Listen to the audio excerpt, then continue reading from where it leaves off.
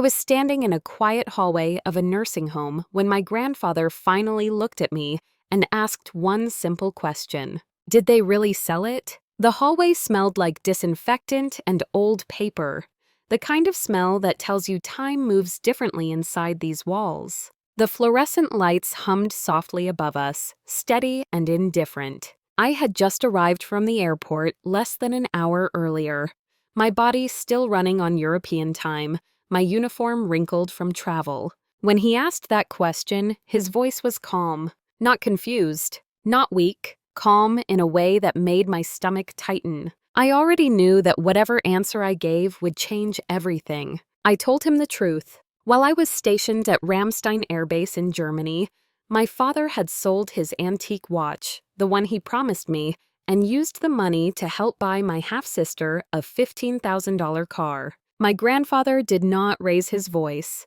He did not cry. He did not even sigh. He reached slowly for his phone, scrolled until he found one name, and pressed call. When the line connected, he said only 7 words. "It is time they met my lawyer." In that moment, everything I thought I understood about my family began to collapse. My name is Roxanne Pierce. I am 31 years old, and I have been serving in the United States Air Force for almost 9 years. When this story began, I was stationed overseas at Ramstein, living out of a suitcase, counting weeks by deployment schedules and time zones instead of birthdays and holidays. From the outside, my family probably looked respectable, stable, the kind of family that smiled at church on Sundays and sent carefully worded Christmas cards every year. But from the inside, it had always been uneven. My mother passed away when I was young. For a long time, it was just me, my father Robert, and my grandfather, his father, who lived nearby and quietly filled in the gaps. When my father remarried, I was 16. He gained a new wife and a new daughter, Lauren, my half-sister. She was 4 years younger than me, bright, fashionable, and immediately adored. Lauren became the center of gravity in our household. Her milestones were celebrated loudly. Her mistakes were explained away gently. I was the one who was told, "You are strong, Emily. You will be fine." And I believed that. I built my entire life around it. Joining the military felt like the most honest choice I could make. Structure, accountability, a world where promises mattered and responsibility was earned, not handed out based on charm or appearances. My grandfather understood that in a way no one else did. He had served too, back when uniforms were heavier and words like honor were spoken without irony. And there was the watch, an antique Hamilton wristwatch from the 1940s, worn smooth from decades of use. My grandfather received it from his own father and wore it every day of his working life. He used to tap the glass and say it reminded him that time was something you earned, not something you wasted. When I was 23, just before my first overseas assignment, he took it off his wrist and placed it in my hand. "One day," he said, looking directly at my father, "this will be yours. You understand its value. I never wore it. I kept it stored carefully in its original case at my grandfather's house. To me, it was not an accessory. It was a promise. While I was stationed in Germany, life moved forward in 2 separate timelines. Mine was measured in early mornings, flight schedules, and quiet phone calls home when the signal allowed. Theirs was measured in upgrades, social events, and conversations that happened without me. I did not realize how far apart those timelines had drifted until the first casual comment slipped through the distance. "Lauren finally got the car she wanted," my father said during one of our calls, pride thick in his voice. "That is great," I replied automatically. "What did she get?" There was a pause on the line. "Something imported," he said. "Special." I remember smiling to myself, thinking it was ironic he mentioned Europe while I was the one actually living there. I did not ask about the price. I did not ask how. I assumed, foolishly, that it was not my business. 2 weeks later, the nursing home called. My grandfather had taken a small fall. Nothing catastrophic, they said, but it was time to consider longer-term care. I requested emergency leave and flew home as soon as approval came through. Jet lag clung to me like fog when I landed, but I went straight from the airport to see him. That was when I noticed the empty drawer. My grandfather kept the watch in the top drawer of his nightstand, wrapped in a faded handkerchief. The drawer slid open too smoothly. Inside, there was nothing. For a moment, I told myself I was mistaken, that maybe he had moved it, that my eyes were tired. I asked the nurse casually if my grandfather had requested any personal items be stored elsewhere. She shook her head. When my father arrived later that afternoon, I asked him directly, "Where is Grandpa's watch?" He did not meet my eyes. "We took care of some things," he said. "You do not need to worry about it." That phrase had followed me my entire life.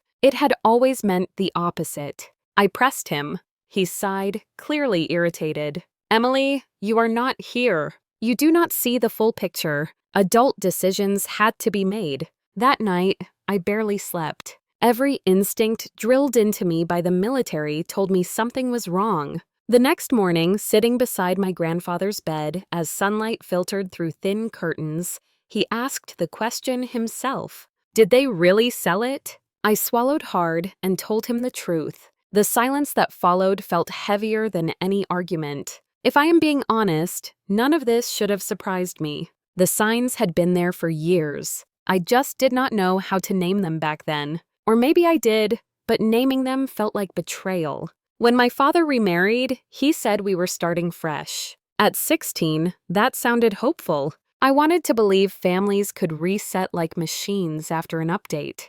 What actually happened was that the rules changed and no one explained them to me. Lauren arrived with ease. Space was made for her. Birthdays grew bigger. Conversations revolved around her plans, her dreams, her needs. If she wanted something, the question was not if, but when. I learned to sit quietly at the table, nodding, smiling, waiting for my turn to speak, and often watching it pass. My father used to say, "Emily is independent. She does not need much." It sounded like praise. It felt like permission to be overlooked. My grandfather noticed. He always did. He lived 10 minutes away in a small house that smelled of coffee and old books. When I was home, I stopped by in the evenings just to sit with him. Sometimes we talked. Sometimes we watched the news in silence. "You chose a hard road," he once said, pouring coffee into chipped mugs. Hard does not mean wrong.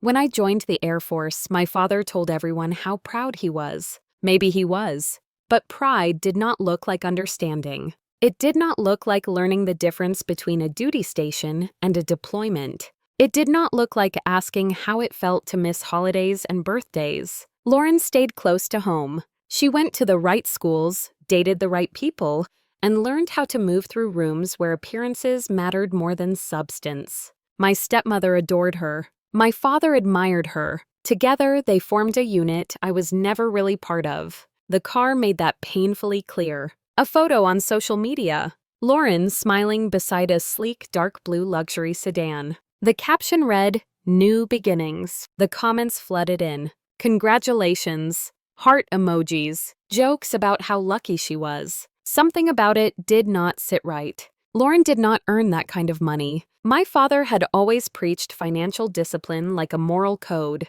I called him that night. "That is quite a car," I said. "She deserves something nice," he replied. "She has been working hard." "At what?" I asked before I could stop myself. There was a pause. "Emily," he said, warning already creeping into his voice. "You would not understand. You are not here." That phrase again. I let it go. Or at least I tried to. Then came the confrontation.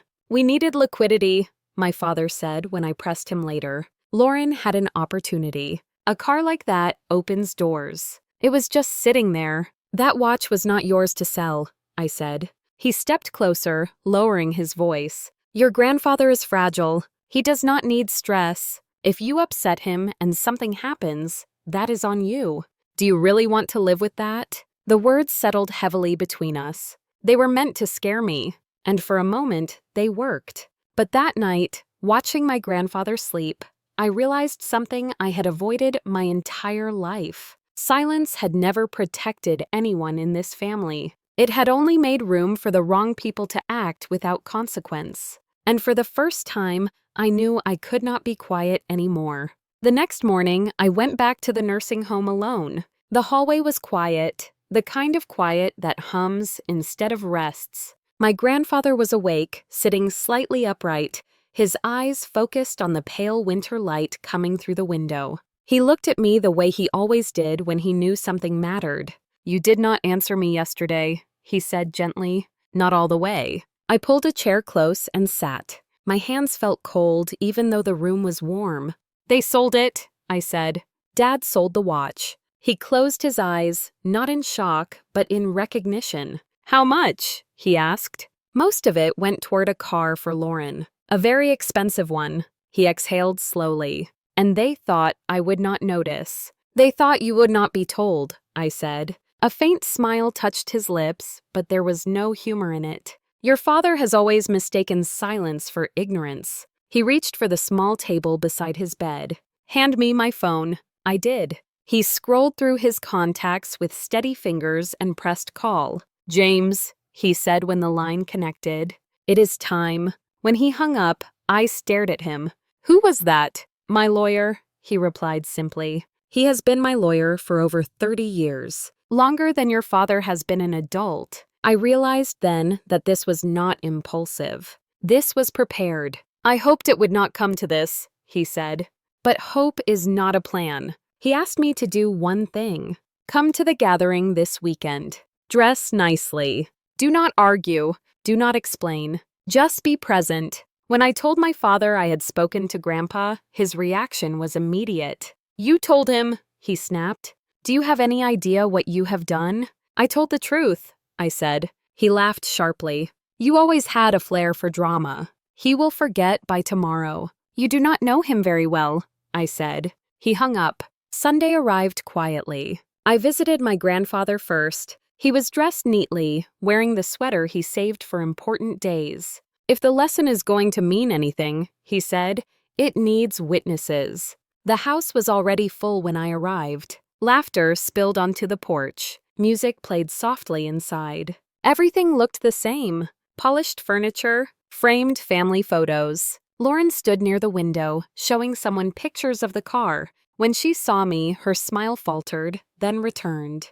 "Emily, you made it." "Of course," I said. My father appeared moments later, drink in hand. "Let us keep things pleasant today," he said. "Always," I replied. He raised his glass. "Family means everything to us. We are proud to support Lauren's future." Applause followed. Then a man I did not recognize stepped forward. "Robert Carter," he said calmly. My father frowned. "My name is James Holloway. I am your father's attorney." The room went silent. James opened his briefcase with deliberate care. "The watch that was sold several weeks ago was held in trust," he said.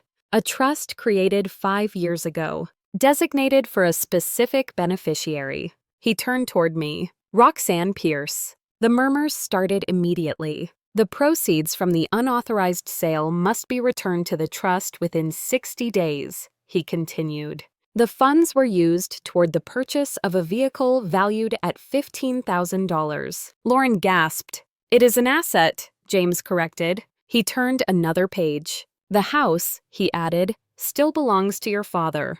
You live here by permission, not ownership." My father's face drained of color. "This is absurd," he said. She manipulated him. James met his gaze. "Your father was of sound mind. He anticipated this exact scenario. Emily is the sole beneficiary." The silence was absolute. "This is not revenge," James said. "This is accountability." The gathering dissolved without ceremony. Guests left in small groups, murmuring excuses, avoiding eye contact. No one stayed to help clean up. The celebration had curdled into something no one wanted to be associated with. My father sat at the table long after everyone had gone, staring at nothing. "I went to the nursing home that night." "You stood when it mattered," my grandfather said. The weeks that followed were quiet but heavy. Arrangements were made, deadlines set, paperwork signed. Lauren returned the car. The dealership offered far less than what had been paid. The loss was significant. So was the lesson. My father moved out 2 months later. He did not use the full time he was given. We spoke once on the phone. "I should have protected that watch," he said. "Yes," I replied. "You should have." It was not an apology. It was accountability. My grandfather passed away in April. At the funeral, I spoke about time, about truth, about integrity. Afterward, James handed me a small velvet box. Inside was the watch. The trust had repurchased it quietly. I keep it wrapped in the same faded handkerchief. Sometimes I wear it when I need reminding of who I am. Life did not become perfect, but boundaries were set, and I re-enlisted, not because I was running, but because I finally knew what I was standing on. I do not wear the watch every day. Most of the time, it stays in my desk drawer, wrapped in the same faded handkerchief my grandfather used for decades. When I open the drawer, I can still smell the faint trace of oil and time, like something earned rather than given. The ticking is steady, unimpressed by excuses, unmoved by emotion. Life did not reset after that Sunday. Families do not suddenly become fair just because the truth comes out. Lauren and I speak occasionally now, carefully, like people walking across thin ice. My father and I keep our distance. Not out of anger, but out of respect for boundaries that took far too long to establish. I learned something important through all of this. Standing up for yourself is not the same as hurting others. For most of my life, I believed that being quiet made me strong, that enduring made me noble, that swallowing discomfort was the price of keeping peace. But silence is not always sacrifice. Sometimes it is permission. Permission for people to take what was never theirs. Permission for patterns to continue unchecked. Permission for promises to be broken without consequence. The military taught me many things: discipline, responsibility, accountability. But my grandfather taught me something just as important. Time tells the truth, even when people do not. Justice does not always arrive loudly. Sometimes it comes quietly, through paperwork, deadlines, and the courage to let consequences unfold. Sometimes the hardest part is not watching others fall, but standing still long enough to let yourself rise. I re-enlisted because I finally understood what I was serving: my values, my name, my integrity. If this story resonated with you, I want to ask you something. Have you ever stayed silent to keep peace, only to realize the cost was yourself? Have you ever had to draw a line with family, knowing it would change everything? Boundaries are not betrayal. They are self-respect. And sometimes the greatest inheritance is not an object at all, but the courage to stop accepting less than you deserve. Thank you for listening.